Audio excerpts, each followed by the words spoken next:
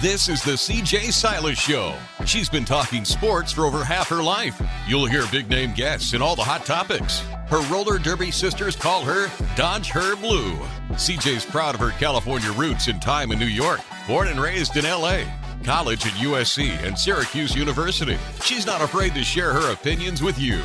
And, like it or not, she wants to be the change. Ladies and gentlemen, all ears and no mask required. Here she is, CJ Silas. Hey, welcome in live and direct from the ESPN Radio 1280 AM and FM 101.7 studios of The Ticket in San Luis Obispo, California. Happy last show of 2021.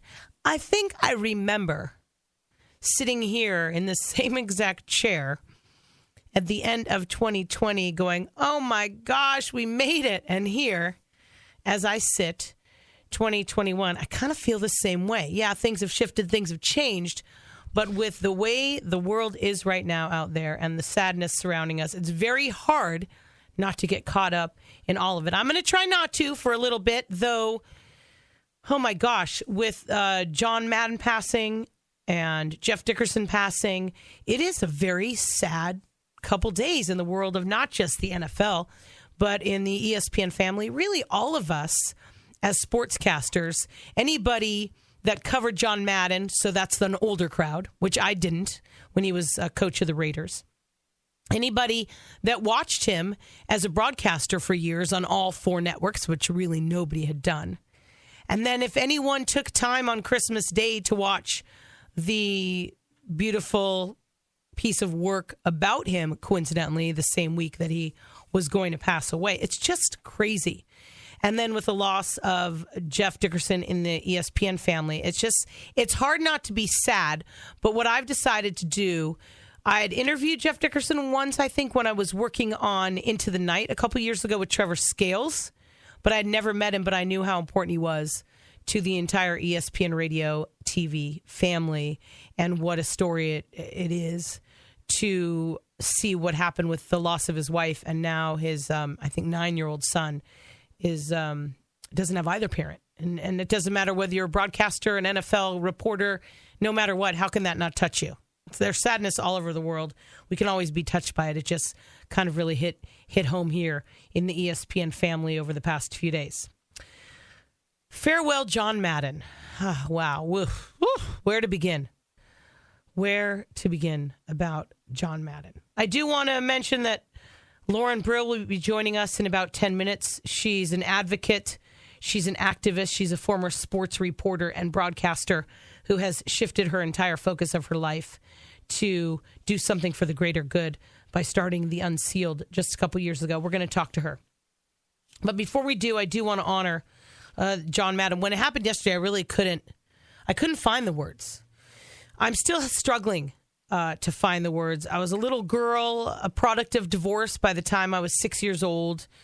I started watching football and playing baseball right around that time in my life. I had friends at school that watched football. It kind of was a good distraction for me. There were Raiders fans everywhere around California. Grew up in L.A. They were definitely there. And I noticed them a lot more once the Rams left L.A. They went to Anaheim, stopped playing at the Coliseum, started playing down in Anaheim. It was just too far for my biological father to take us anymore. And I was 13. And it upset me. It hurt me. It was tough. So I decided to pick another team. And I was watching the NFL all the time because it was kind of the cool thing to do. My mom had remarried when I was 10. And Monday Night Football, it was always kind of a big deal in our family. We sat around and watched it. And Sunday Football. And John Madden started his TV career when I was beginning to think about sports in my life, playing it and then later talking about it. His personality was different than any other old white men on TV. Let's be real. Most of TV was just white men talking about sports. And as a little girl coming up wanting to maybe do that, there wasn't anyone there that I saw. For a moment, there were a couple women on Monday Night Football, Phyllis George, Jane Kennedy.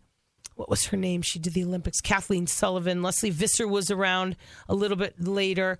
But as a little kid, there weren't many.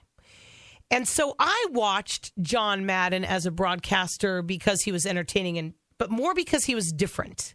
He did crazy stuff. He did things that nobody else had the guts to do. He said things.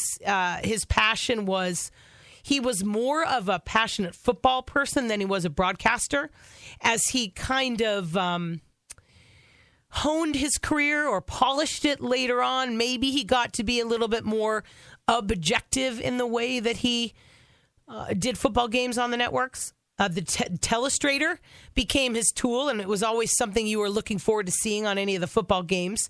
He used it to the add to the broadcast, but he added some humor and some lightness to the show, not just with his personality and his passion and some of the crazy stuff that he said, but just he was different. He wasn't afraid to be himself.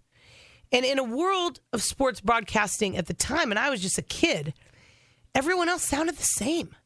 And he was different, and it gave me a little hope that maybe I could do what he did.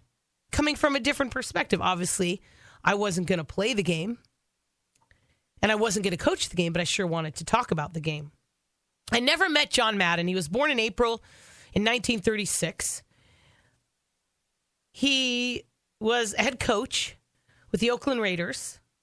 They were the 1977 Super Bowl champs. He was a 6-time Emmy Award winner. He was inducted into the Pro Football Hall of Fame in 2006. Other Hall of Fames, the Bay Area Sports Hall of Fame, the California Hall of Fame, the National Sports Media Hall of Fame. He played at the College of San Mateo, the University of Oregon, with his buddy John Robinson. He played supposedly at some college called Grays Harbor, but then significantly for me is that he played baseball and football at Cal Poly, where I'm a baseball announcer. He wasn't there, obviously, when I started 19 years ago. He was drafted by the Eagles in 1958. Injuries kept him out of the NFL. In 1960, right back here to the Central Coast for the Allen Hancock College football team. And I think he was a teacher at a school in Orchid. They won the state title, undefeated, in 1960, and then they won the conference title in 1963 at Allen Hancock College. Then he coached at San Diego State, and then became the youngest head coach at 32 years old for the Raiders. He retired because of health reasons only 10 years later, but he had made an impact. He had a connection not only to Cal Poly because he played there, but some say, and I never spoke to him to find out, some say that the reason he didn't fly, and he always was in the Madden Cruiser or taking trains even when he was on SNL, is because he was friends with some of those players that died on the plane crash. 16 players, a student manager, and a booster died in 1960 from the Cal Poly Athletics program, the football team. There's actually a memorial on campus for that group. I was 13 years old and falling in love with the NFL when he retired as a coach. I remember in 1984, his All Madden team came to fruition. He said it was about Jack Youngblood playing with a busted leg, Lawrence Taylor wreaking havoc on the offense, Reggie White making the other guy wish he put a little more in the collection plate at church. A guy who's got a dirty uniform, mud on his face, and grass in the ear hole of his helmet. That's who makes the All Madden team. He met his wife at a bar here in Pismo Beach. I don't know which bar. I was trying to find out. I couldn't find it. He gave turkey legs out on Thanksgiving Day for those that were members of the All Madden team. He did make an appearance on SNL in the early 1980s, and he did supposedly take a train, and they followed him there with cameras from California to New York. In 1997, I was a producer at a little radio station in Seattle, 950 Sports Radio, KJR. And I was the producer. I wasn't on the air at the time. I was producing a show called Mitch in the Morning, and we got John Madden on our show. And his handlers, his people, told us that we had 8 minutes with John Madden, and that was it. And people told us that all the time. And Mitch, sometimes he would go over. He would talk to someone for 9 minutes, maybe 10. If he pushed it, maybe somebody was cool. He could talk to him for 12 minutes. But I remember when John Madden's people called and said, John Madden's on the phone, you have 8 minutes. And I said, okay, thank you so much, Mr. Madden. I'll put you through to Mitch, and Mitch did the interview. And I remember at 7:59 of that 8-minute interview, Mitch was in the middle of a question, and he went to wait for the answer for John Madden, and John Madden was gone. 8 minutes. That's all Mitch Levy got. And it was a great 8 minutes. But I'll never forget how serious John Madden's people were when they said he only had 8 minutes. John Madden gave me hope. He gave me a cause to inspire what I wanted to do with my life. John Madden was crazy and nutty and passionate and ridiculous and energetic and knowledgeable and just absolutely amazing and fun to watch and different than anyone else that has ever been a coach or a broadcaster. And for me, I was a little too young to kind of follow him as the Raiders head coach.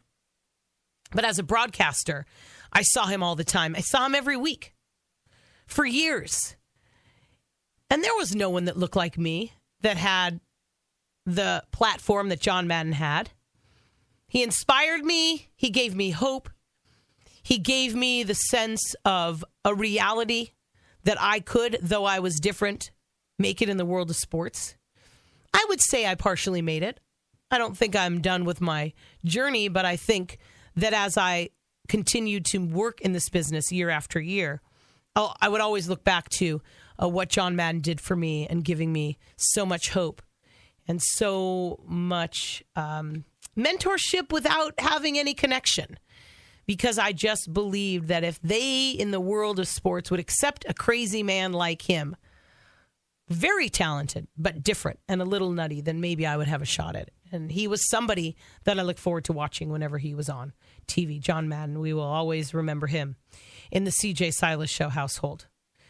As we do every week on the CJ Silas Show, we will continue to do this through the 2022 season as we honor, celebrate, and cherish and remember Black and brown people in sports, in civil rights, in music, in the arts, and we will continue to do that. And just a few minutes from now, I will honor and celebrate Black history on the CJ Silas Show. But before I do, I found this woman. I don't know how she showed up, but my gosh, am I grateful. She's a woman that, gosh, she's got more guts than I probably ever would have had at her age. She's so courageous and innovative and thoughtful and inspiring. She left a business where I sit, and I've sat for years. She left a business to make a change. She's intelligent.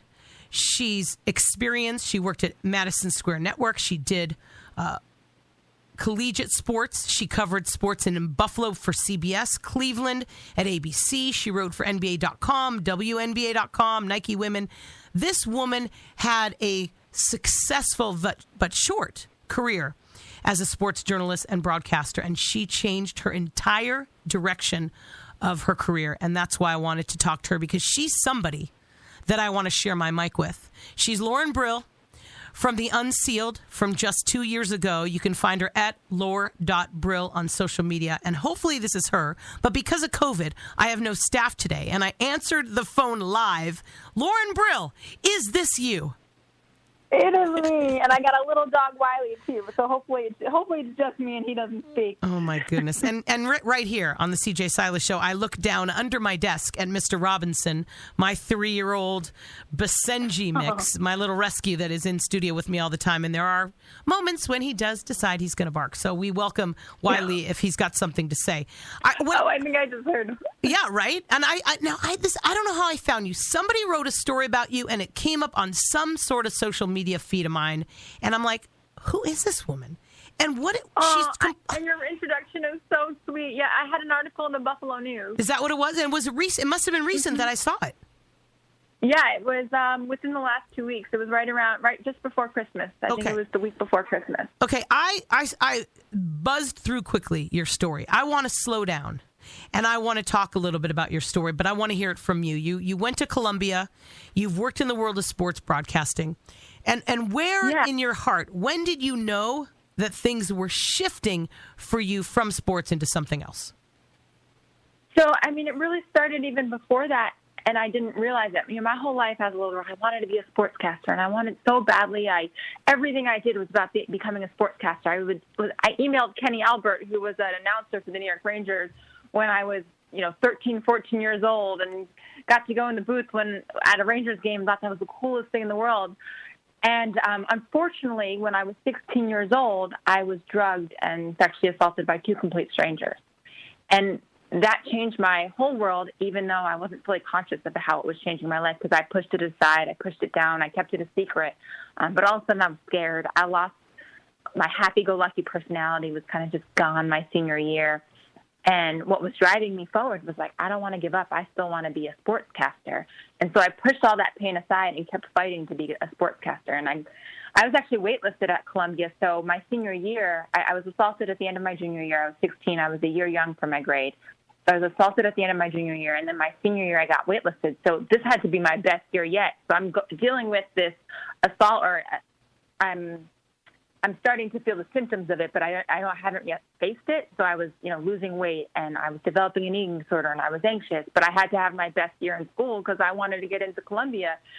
So I ended up getting in, and I started doing internships, and I started telling stories, and I fell in love with storytelling. And I ended up getting a job at the NBA while I was still in college. I started writing for the WNBA my senior year of college. I was 20 years old, I think, when I started writing for them, 19, 20.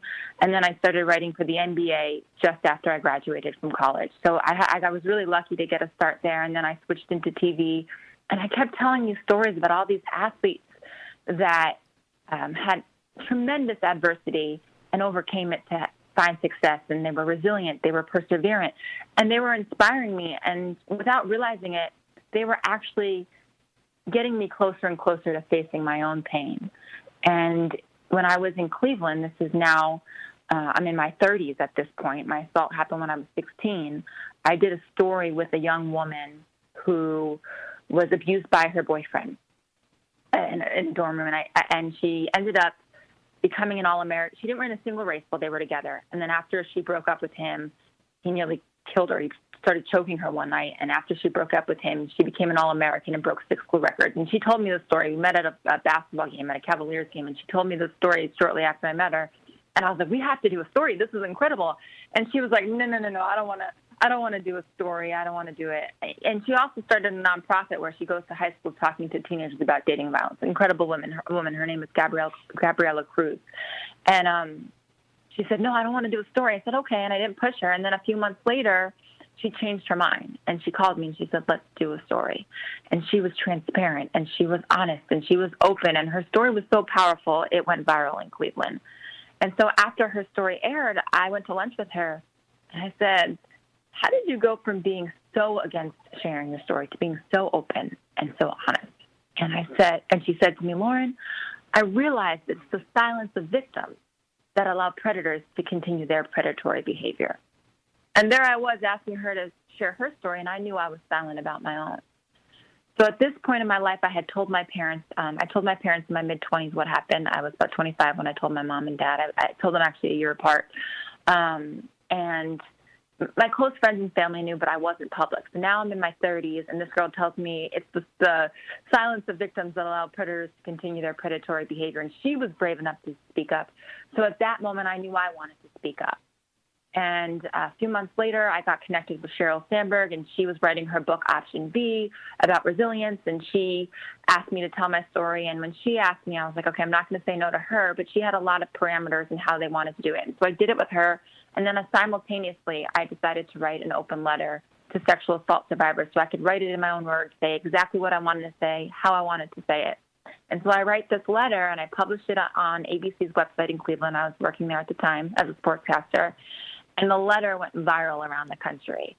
And, I mean, for to this day, people still reach out to me about this letter. It was our top story on our station's website for 2.5 weeks. My news director couldn't believe it. And so I saw the power of sharing my story firsthand, and I personally felt empowered. I personally felt extremely liberated, like I was carrying this weight for so long, and now all of a sudden I was able to claim my story. And it was kind of the last step in really healing and turning something really negative into something positive. It was a turning point for me that I was no longer healing myself. Now all of a sudden I found a way to turn this into how am I going to help others? How am I going to make this into something that's positive in my life? And I realized that I had an ability to write. And there was a couple other stories I wrote in Cleveland that went viral and that I landed on CNN for. I wrote about my hair being curly. And I realized I had the ability to write and tell a story really well. So I was like, what if I could lend my ability to write to other people's stories and other people's voices? And I can tell stories with people about issues that I care about that maybe I didn't experience firsthand. You know, I don't experience racism, but I'm passionate about having more equality in this world, and I'm able to tell stories with other people and help them share their stories and amplify their voices. I don't know what it's like to be a transgender woman or man or transgender person in our society, but I can help someone tell their story and amplify their voices as well. So the idea was to take my ability to tell a story and to write and amplify other people's voices. And as soon as I published my letter, I knew that was what I wanted to do, and when I saw the response. And so I started planning pretty much from 2017. I started thinking about it, and then by 2018, I started writing down ideas. In 2019, I left my job and launched the site 2 weeks later. Wow. Oh, my gosh. Yeah, and our very first story went viral, and it was about it was Antoine Mason, who was the son of Anthony Mason, and Anthony Mason was a Knicks legend and passed away. And Antoine wrote about losing his father and how he wanted to give up on basketball, but then decided not to because it kept him close to his father. And our very first letter reached somebody who watched me on TV in Cleveland, who says he was about to commit suicide that day because he missed his mother. He lost his mother, and he said after reading that letter, he decided not to hurt himself. I knew I was on the right path. Yeah, clearly you're on the right path because you're doing something right. A lot of things right. I was looking through the lists of some of the stories that you've gotten and some of the people that have opened up to you. And I remember for myself as a sexual assault survivor, I was 20 when it happened to me, and I didn't tell. I think I told my mom maybe.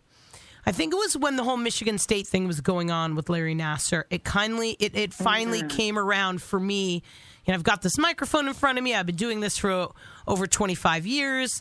Nobody knows this is why I've over-exercised and I can't hold and sustain a good relationship with a man, or I've got eating issues, whatever it might be. And you don't realize what it is until you go deep, deep, deep, deep and face it. And I think running around without facing it for a lot of people is easier than the journey that begins when you talk about it, when you face it, when you share it with others. And the Me Too movement helped that, right? It really helped it. But it also brought out a lot of pain for a lot of us. And I remember watching the Larry Nassar trial. Oh, my gosh, every time one of those women spoke, and Simone Biles and what she's been going through at the Olympics. And it made me realize that I can't change what happened to me, and I can't change how I dealt with what happened to me and how long I waited to bring it out into my public journey. But when I watch younger people, and I watch the Naomi Osakas who talk about mental wellness, and I watch Serena Williams talk about it, and Simone Biles, and even Kevin Love when he started talking about it, and I realize that it's people like you, Lauren, that have the courage to come out and not just tell your story, but open your heart and your world to give other people a platform, is going to shift the landscape so much that not only are people going to talk about it more, but maybe it's going to happen less because there's going to be more consequence. More consequences, more conversations, more even, for me, and it sounds like it was similar for you. I don't want to speak for you, but when it first happened, and I was 16, I was 2002, we didn't have as many conversations about sexual assault. I couldn't process what happened to me. I didn't wake up the next morning and go, I was assaulted, I was drugged, I should go to the police, I should go to the doctor. My brain didn't manifest it that way, or it didn't process it that way. And it took me a long time to be like, this is what happened to me. I said no. I was physically, incapacitated. And it took years for me to really go through that process of accepting what happened to me. And then once I could do that, I told my family, and it doesn't, you said to yourself, I can't change how you dealt with it. we all deal with it differently, and we can't shame ourselves or be mad at ourselves because it's a process. It's trauma. It's shock. And the best I always tell young girls, take care of yourself first and then help other people, because you can't help anyone else until you feel better.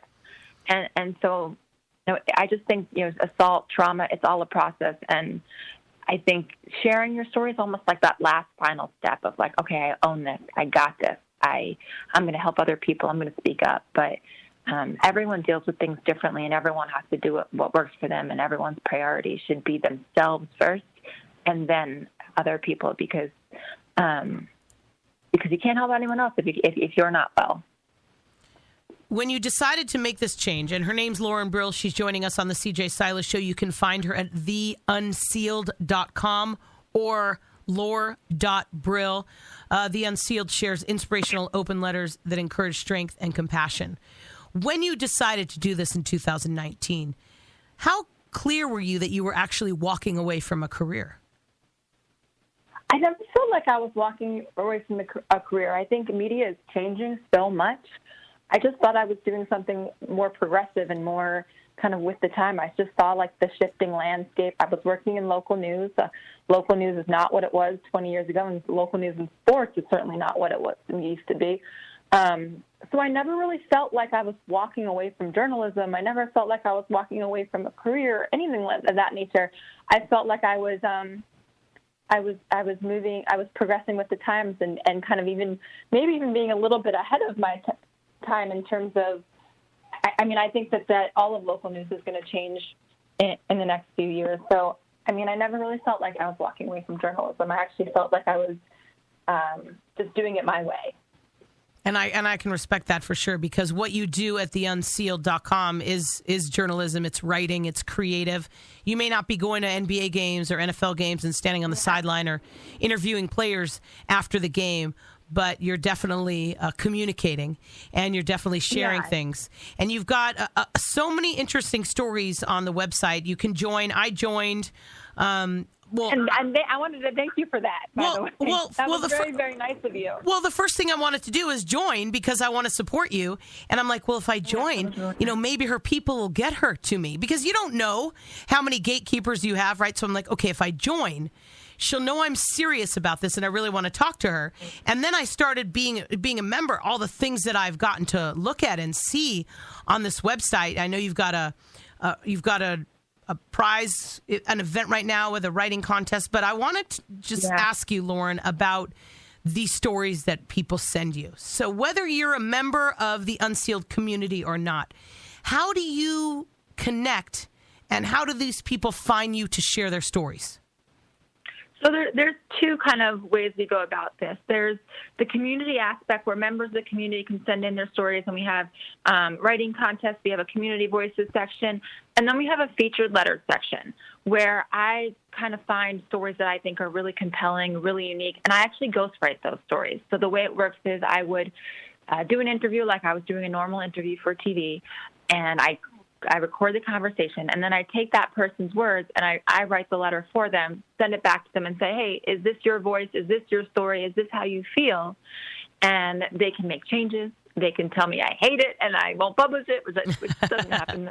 So, but I call it consensual journalism, whereas people have to consent to their story before we publish it. So they feel very comfortable opening up because they'll get to look at it before it gets published, which in a newspaper, TV, you don't get to do that. Once you give your interview on the record, that's it. You don't see it till it airs, till it's published. So it's actually more of a collaborative process. They can make suggestions or say, hey, can you change this word? I don't really use that word very often. So it's something I work with the person to write the story with them. And then sometimes what we'll do is we'll pair the letter with a charity and get a sponsor then to donate, X amount of dollars in honor of the first X shares of that story. And the charity is related to the subject of the story. So we did a story about a boy who is 5 years old with cancer, and then we donated to his GoFundMe, or another time we donated to a nonprofit with a child with cancer, or just stories, just any nonprofit or charity that relates to the story at hand. Wow, so that's another thing to do. You're just so inspiring, and the more I look at the website and see what you've done, you You want to help people reveal strength while encouraging compassion. You want to use diverse collection of voices and experiences to unite people. And this is exactly what we need in our world. And you've got another a component on the website called Unsealed Conversations. It's a weekly interactive show where you discuss topics with lots of interesting guests, and you're hosting it. And the next one is tomorrow. It's at 7 o'clock Eastern, 4 o'clock Pacific. What exactly is that going to, what's that conversation going to be like tomorrow? So tomorrow is about just New Year's resolutions. We're bringing some people in the community to be on our panel and talking about New Year's resolutions and also what they've learned these last 2 years over the pandemic. It's kind of related to our writing contest about a poem to the new 2022 you. But every week we have a different guest. A lot of times it's people we've done stories with or done featured letters with. And we've had Hall of Famers on. We've had coaches on. We've had musicians on. We've had people who have survived plane crashes and people who have autism and are Division I athletes. We've had all sorts of people that are incredibly inspiring, incredibly resilient. And I'll start off by interviewing them, but then I give anyone in the community a chance to ask their questions, make their comments, and really engage in a conversation so that we can all learn from each other and become stronger from each other's resilience and perseverance. If you see someone else can do it, then you can do it. And a lot of times we'll do like a show about addiction, and people who have battled addiction will come on, or we'll do a show about autism, and people with autistic children will come on and ask questions and say, well, how did you do this? Or how did you manage that? And basically each person's story is a roadmap for someone else's story. And even if you may not directly be able to relate to a story, like we did a story with a man in Cleveland. He's a lawyer now, but he was a child that at 11 years old, his mother became an alcoholic and left him homeless and hungry. And he was literally living on a baseball field in a dugout at 11 years old and then doing illegal things to pay for food. His only passion in life was football. And he figured he'd play football in high school, and after that, he'd end up dead in the streets or in jail. But he gets to high school, and his athletic coach basically says to him, you can't play football unless you get your grades up. And that next semester, he got straight A's. And the semester after that, he got straight A's again. And he started to realize, I'm pretty good at this whole school thing. But he's like, how is a kid like me in my situation going to get to college? But he just kept putting in the work. And then, sure enough, people stepped up for him. A coach, helped him apply to college, and a family took him in and said, you could stay with us as long as you need. And then an aunt and uncle said, you know what, we're going to pay. He got an academic scholarship to go to college, but it didn't cover all the costs. And an aunt and uncle stepped up and said, we'll pay the balance. And then he got into a prestigious summer program. A local church raised money so he could afford to go. And his message to me was, you have to have faith in where you're going, even if you don't know exactly how you're going to get there. Now, here I am. Didn't grow up homeless. I have two amazing parents. I had a great support system. But I related to his story so much because I'm starting a business and I don't know exactly what I'm doing or how I'm going to get there. Yeah. And I said, well, if this kid was homeless and hungry and became a successful lawyer all on faith, then I need to have faith too. Yeah. And so I was able to take something from his story, even though my circumstances were far less extreme. So I think we can all learn from each other's stories, even when we don't relate to the exact storyline or the exact circumstances. The messages are just still so powerful and so useful. And there's a famous quote from Randy Pausch, who was a Carnegie Mellon professor that died of pancreatic cancer. And he said, don't tell people how to live their lives. Tell them stories, and they'll figure out how it applies to them. And so that's kind of the theme that echoes in my head when I help people tell these stories.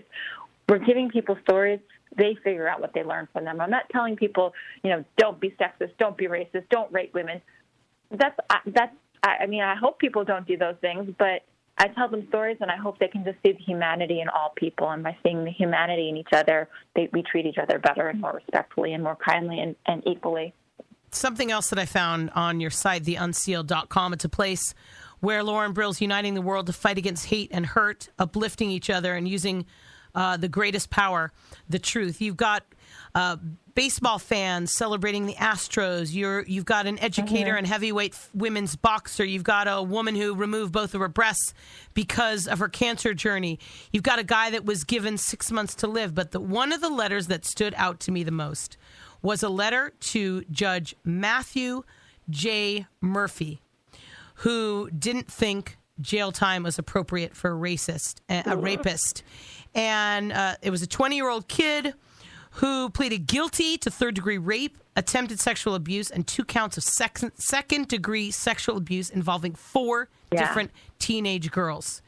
And the judge clearly did not give an appropriate sentence, and you had a lot of passion about it. Talk to me about that story that you wrote. So you got the pissed-off version of Lauren in that story. Yeah. I don't do a lot of letters like that. I read this story and I was mad.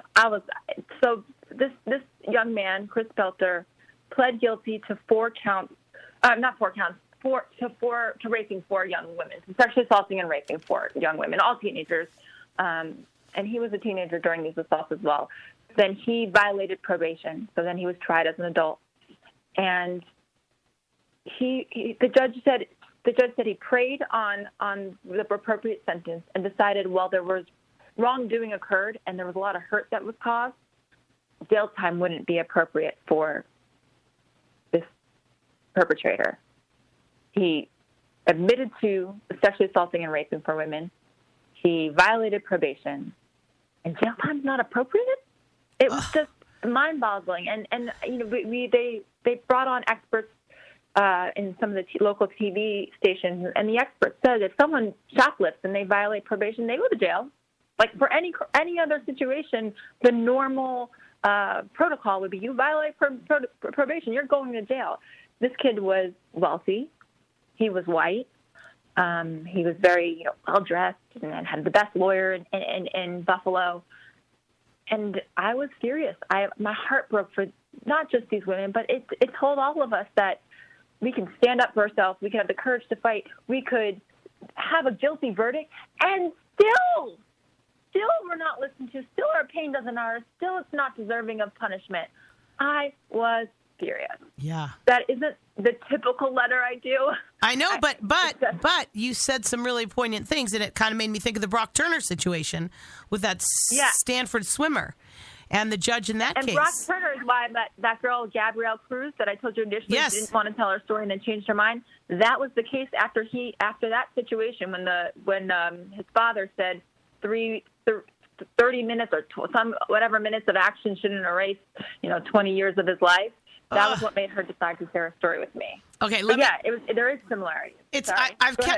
Lauren, I've kept you way longer than I should, but I'm just so intrigued and inspired by you, and you're such an easy listen because you have so much passion for what you're doing. You can find her at laura.brill, or her website's incredible, theunsealed.com. When you're covering these letters, when you're talking to people like me, it's a different way you go to work every day. You're not studying playbooks. You're not planning to ask coaches or players about matchups.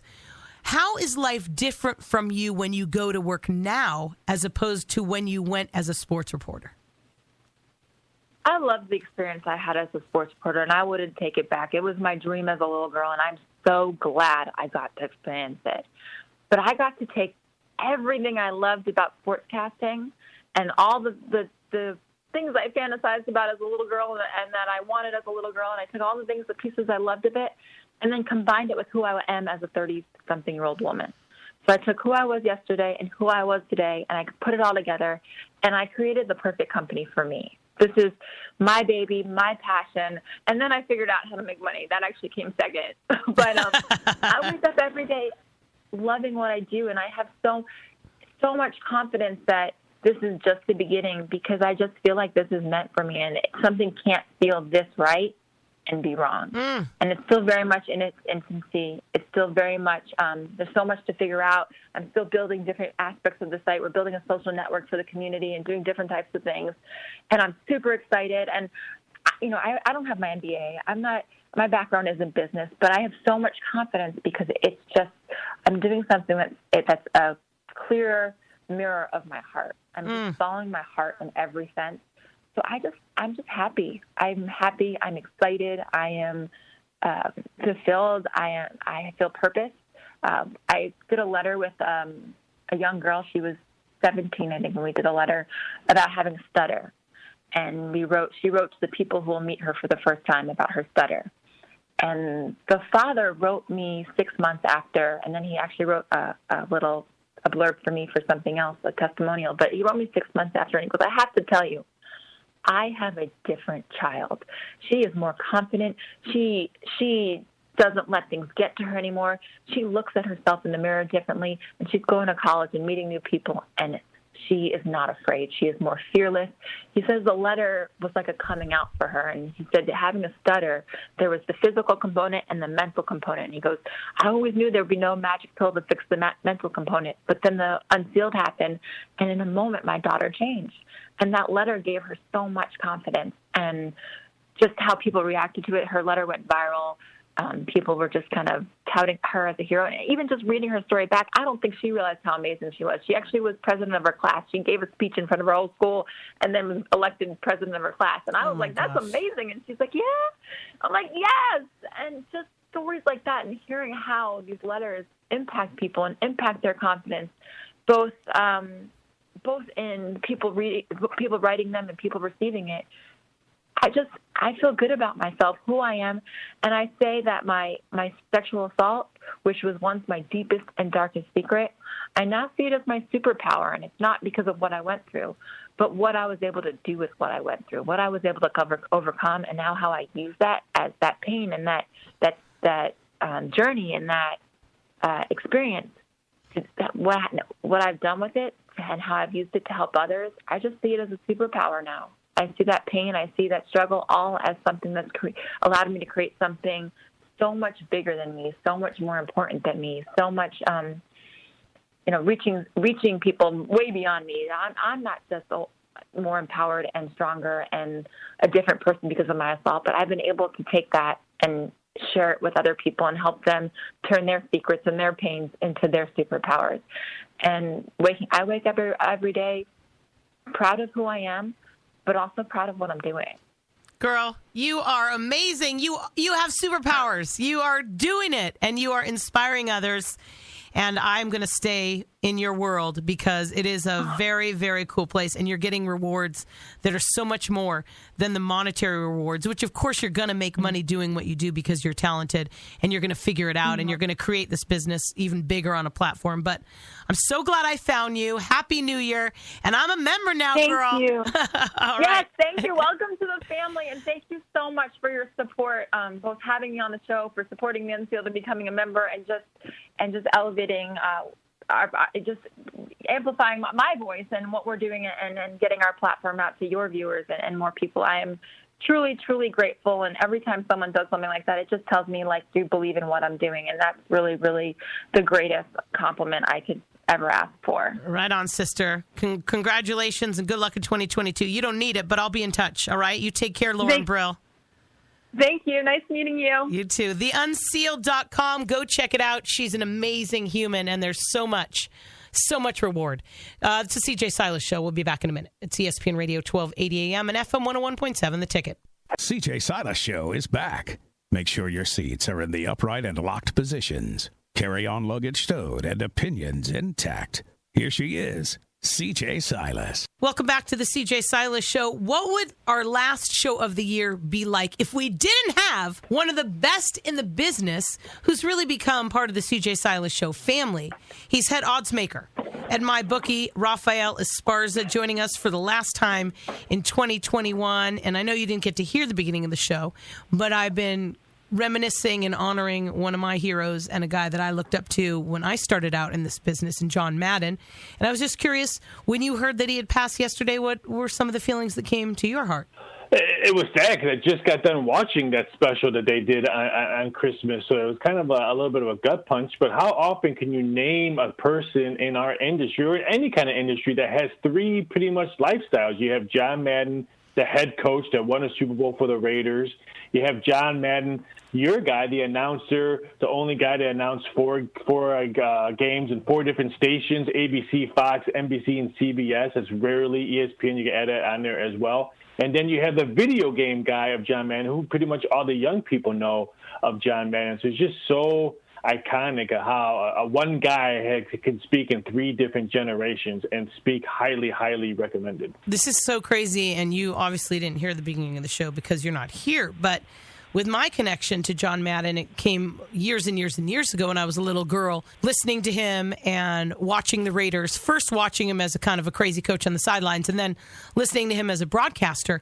And then fast forward in my career, where I am a baseball announcer at Cal Poly and where I'm a baseball announcer at Hancock College, where he was a coach. Our paths crossed at different times, and I never met him. Never met the guy. Wow. Even that, I never met him either. He kind of hid behind the scenes towards the end of his life. He was hard to get. He was a very difficult guy to get a hold of. Yeah, and that's why I'm kind of shocked that he did this TV special that was aired on Christmas for Fox, because that was well known that he didn't do interviews. Once he stepped out of the limelight off the booth, that he was pretty much done with it all. So I was actually, and I think that's why I was highly anticipated of watching it, because I couldn't remember the last time I'd seen him. Yeah, I didn't see it yet. How did you feel after you saw that documentary?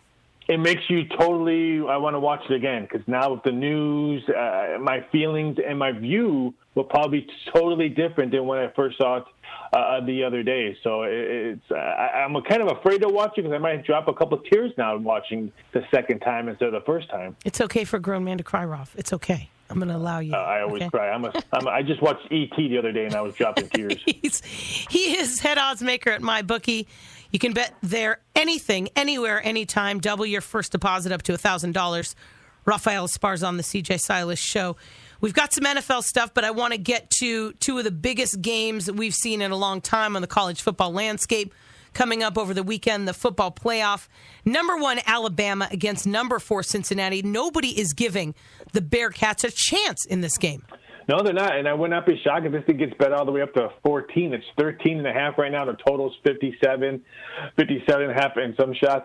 And if you're Cincinnati, or if you're any small school that's not a non-Power 5, you need Cincinnati to lose by 7 points or less, because if it gets blown out, then I think a non-Power 5 team is going to be hard to get in to the turn. I like Cincinnati to hang around. I have Alabama winning this game, but I have Cincinnati winning or losing by like 6 points or less. I think it's going to be a lot closer game than what everyone thinks. I think their Cincinnati defense is going to bother Alabama. This one's much closer than what the odds are telling us. Well, if the Alabama team shows up that played against Auburn, then Cincinnati has a chance. But if the Crimson Tide team that played against Georgia shows up, then I don't think the Bearcats have a shot. But we don't know which team's going to show up until it happens. No, because remember a couple of years ago, Alabama thought they were going to steamroll, and they were already making plans for the national championship game, and they lost. So maybe some of these kids are probably reading the paper saying that Cincinnati shouldn't even be here, blah, blah, blah, blah, blah. So I agree. Whatever Alabama team shows up is how the game's going to dictate. Jim Harbaugh's number 2 Michigan Wolverines against the third-ranked Bulldogs of Georgia. That's a smaller spread. What is that right now, 7 points?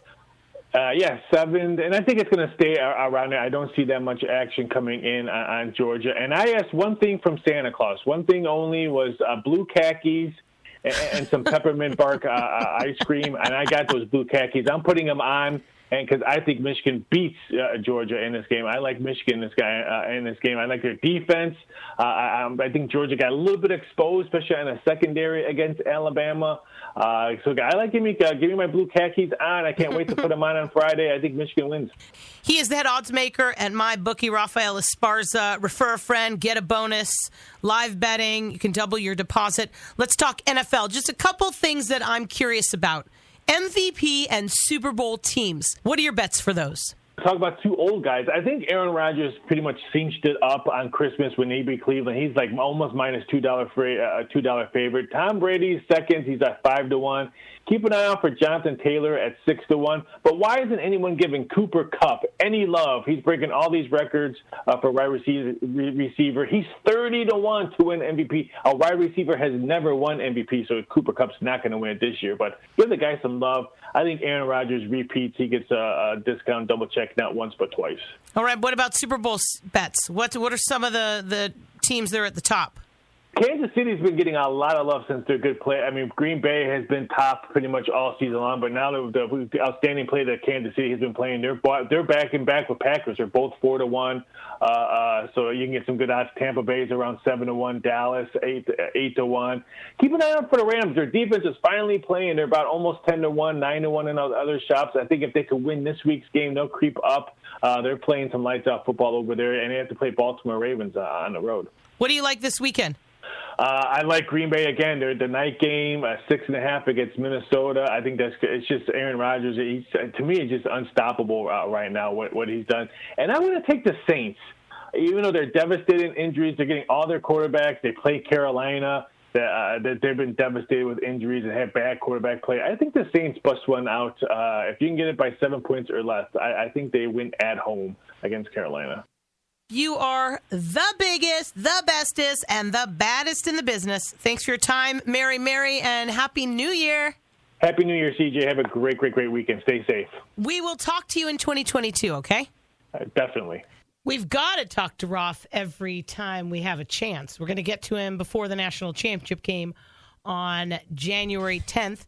And then, of course, we're going to have to talk to him around the Super Bowl because that's super important. And we've got to have Roth. Next week on the show, we will be welcoming in the new year, celebrating 2022 with my wish list for the new year. Thanks for listening to the CJ Silas Show. I appreciate all you being here, giving me a chance to do what I do, giving me a chance to be myself, and let me do what I've been doing for, oh my gosh, next year, which is coming up next week. We will be celebrating 10 years of the CJ Silas Show, and I appreciate all my partners for allowing me to do it. California Fresh Markets, Rex Stevens, the Avila Bay Club, dentist Dr. Daniel Lapidus, dermatologist Dr. Brad Kurgis, and Jim Nazzo. I'm out. Thanks for listening to the CJ Silas Show. Find her podcast on the CJSilasShow.com. Follow her on all social media platforms, including her YouTube channel. Make an appointment to listen every Wednesday on ESPN Radio 1280 AM and FM 101.7. CJ out.